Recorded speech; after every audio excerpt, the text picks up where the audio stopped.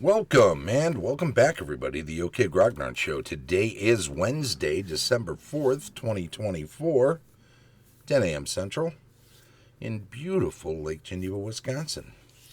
A couple of weeks ago, we had a look at the first edition Advanced Dungeons & Dragons DMG Dungeon Master's Guide, Appendix A, just the first section of it, though.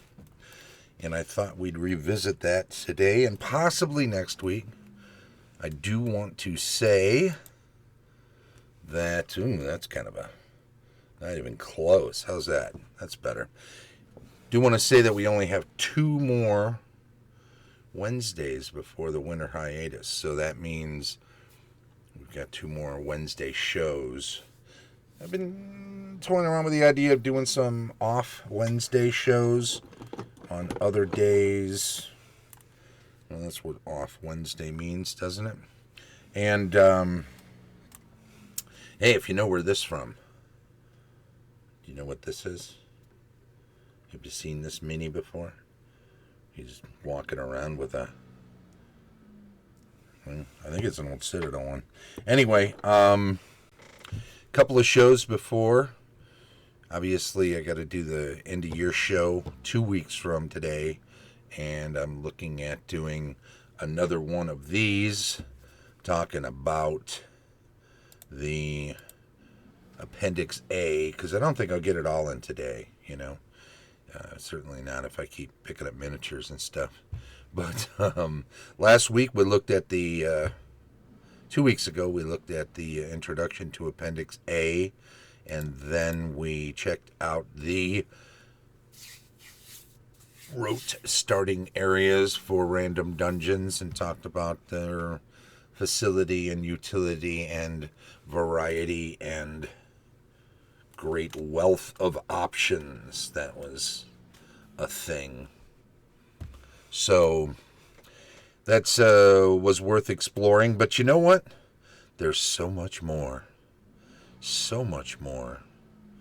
The tables. I think there's 24 tables in all beyond this opening one, if we consider this a table. And, well, let's look at them.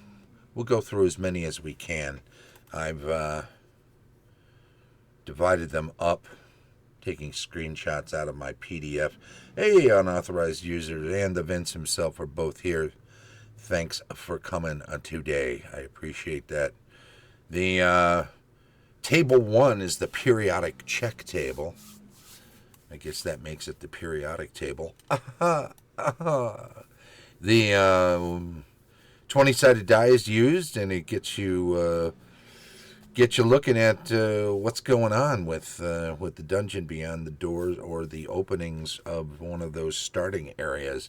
Notice you've got continued straight, check again in 60 feet. You got a door, and it directs you to table 2, a side passage, which directs you to table 3. Check again in 30 feet, this table. And, it keeps doing that. Passage turns, chamber, stairs, dead end, trick, trap, takes you to table 7, and wandering monster checks.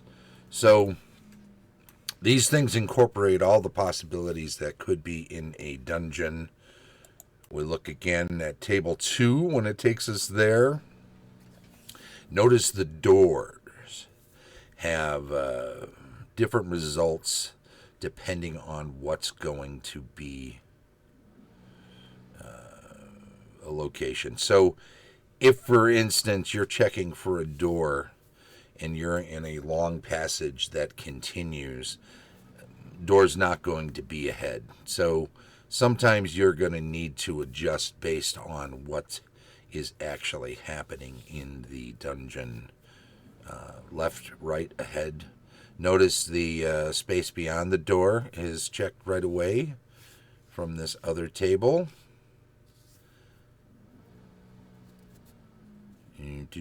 Always check width of passage, table 3A. So it bounces you around from table to table as you go, but it's pretty explicit and it's pretty easy to do. Hey, Mike, welcome. The parallel passage, passage straight, passage 45 degrees, ahead or behind, left and right, room, chamber. The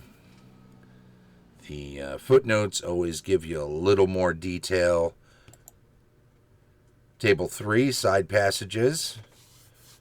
Left, right, 90 degrees. I mean, all of this is helping you deal with where the dungeon's going, keeping in mind that you're probably putting all of this down on graph paper as you go. Look, there's a little bleed through from the starter dungeons, which were on the opposite page. That tells you a little something about the paper quality they were using back in the day.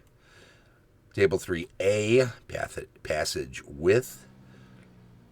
Pretty easy. Obviously, some of these things, if you have a particular amount of space left on your graph paper, it always suggests that you make some adjustments based on that. If I only have room for a 10-foot wide passage within the dungeon I've been building, then use the 10-foot. Don't try to force a 30-foot and erase a bunch of stuff, or go in a different direction. If it said go left and you don't have any room to go right, but you want a passage, just fudge it a little bit. That's what it's there for. And remember, in their suggestions of how to do things, if you're creating a dungeon on a page of graph paper, don't go off the edges of the page. You know, I mean, you could have just a long passage and use 6 pieces of graph paper and never have anything else on most of them. But what's the point of that? So, you know, make it interesting, but make it convenient for you to deal with as a DM. Table 3B, special passage. Columns down the center, double rows of columns, wide upper galleries on either side. There's a stream, there's a river, there's a chasm. You got stairs possibly going up to the upper gallery. The streams or whatever, do they bisect the passage? Do they run along it? If you're down in the lower levels where there might be chasms and rather caverns and caves and such, perhaps your rivers and your pools are there, and they are what carved out the passageways. So keep that stuff in mind too while you're doing it. Table 4, turns. Left 90 degrees, left 45 degrees. And you know, some of these tables, they're simple and they're pretty obvious, but they spell them out explicitly so that you can just think about other things while you're making the dungeon. You're not thinking about the nitty-gritty nuts and bolts. You're thinking more about what's going in it and why it's all there and fun stuff like that. Chambers and rooms is table 5. Roll for shape, size, and exits. Then contents, treasure, and how the latter is contained, if applicable. But notice this, square, 20 by 20, 10 by 10. You've got rectangular rooms. You've got unusual shapes. That's on another subtable. Unusual shapes, 5A, circular, triangular, trapezoidal, odd-shaped oval, hexagonal, octagonal, or a cave even. Does it have a pool? It asks in one of the footnotes for the circular room. Draw what shape you desire or what will fit in the map. There's the note for the odd-shaped room. It is a special shape if desired. Look at table 5B, unusual size, about 500 square feet. Sounds like my first apartment. No, it wasn't that big, was it? The 913, 2000, 2700, 3400. Roll again, add the results. So you could have some very large rooms in your dungeon, maybe taking up large portions of the page. Got to fill them with something, don't forget. Notice the number of exits depends on, in some area, in some respects, the area of the space, so that you're not putting doors and doors and doors and doors right next to each other. Although the whole Lady or the Tiger, 2 doors to go right next to each other, can be a quandary that can keep your players excited for hours. We're getting low on time. 5D, opposite wall. Left wall, right wall. Where is the location of the door? Seems obvious, but It's all spelled out here, as well as the exit direction. Straight ahead, 45 degrees left or right. 5F, contents, chamber or room contents. Empty, monster only, monster and treasure. Special. Notice we get into some stairways and other things here, so we can get up and down levels. Tricks, traps, treasure, all of that stuff. And what about 5G? Treasure. Without a monster or with a monster will be two different, but notice they'll increase the treasure for when there are monsters involved. A lot of this is coinage and just wealth like that. We've got gems and jewelry, but toward the bottom, there's a 3% chance that there'll be some magic involved.